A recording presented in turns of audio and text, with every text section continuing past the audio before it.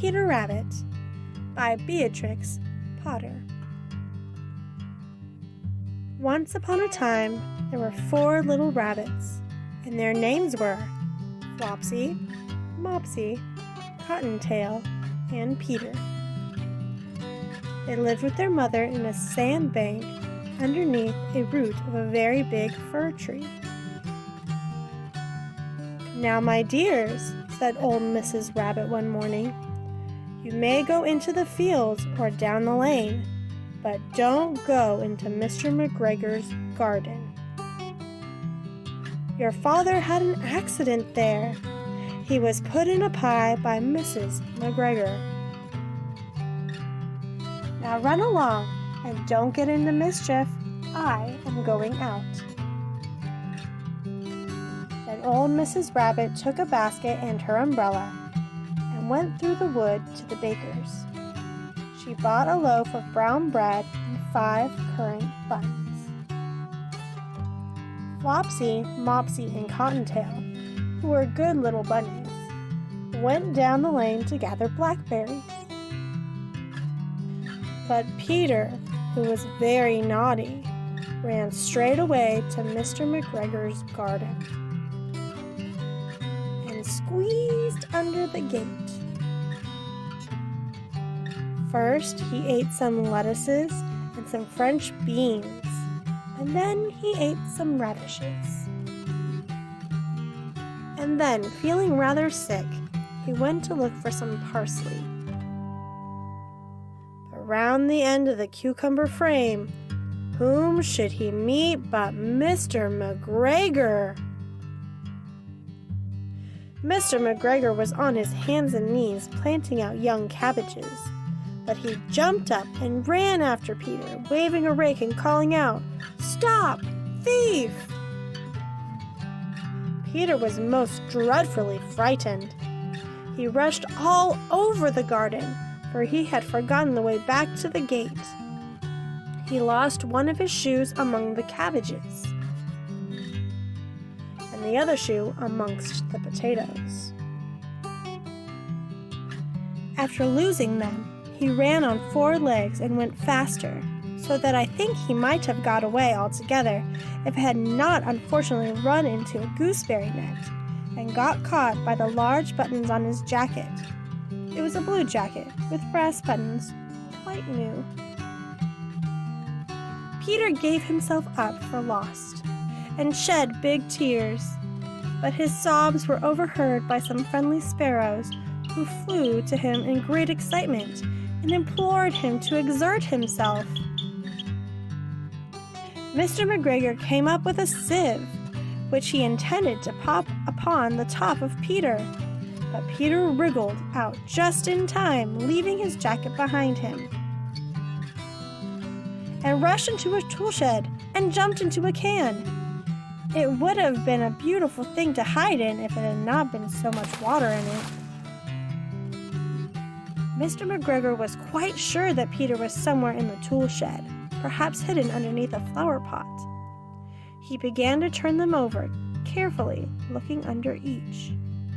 Presently, Peter sneezed. "Achoo!"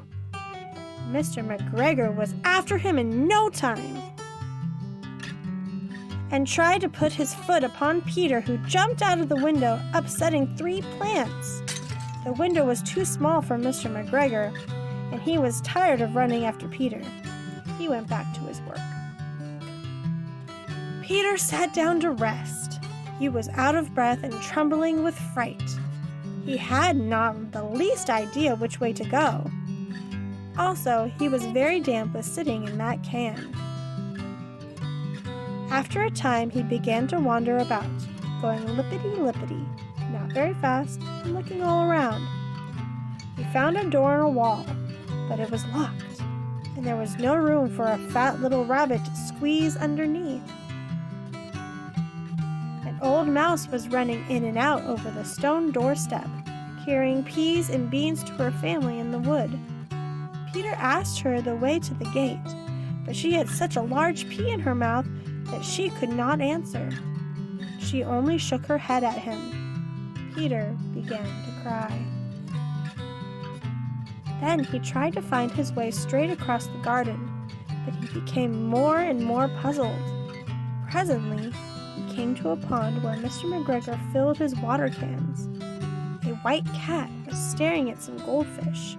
She sat very, very still, but now and then the tip of her tail twitched as if it were alive. Peter thought it best to go away without speaking to her.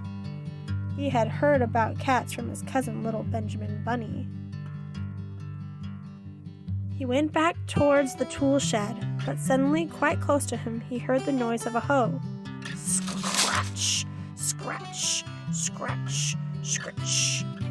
Peter scuttered underneath the bushes. But presently, as nothing happened, he came out and climbed upon a wheelbarrow and peeped over. The first thing he saw was Mr. McGregor hoeing onions. His back was turned toward Peter, and beyond him was the gate.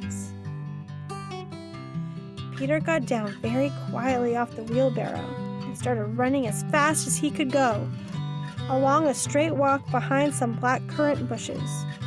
Mr. McGregor caught sight of him at the corner, but Peter did not care. He slipped underneath the gate and was safe at last in the wood outside the garden.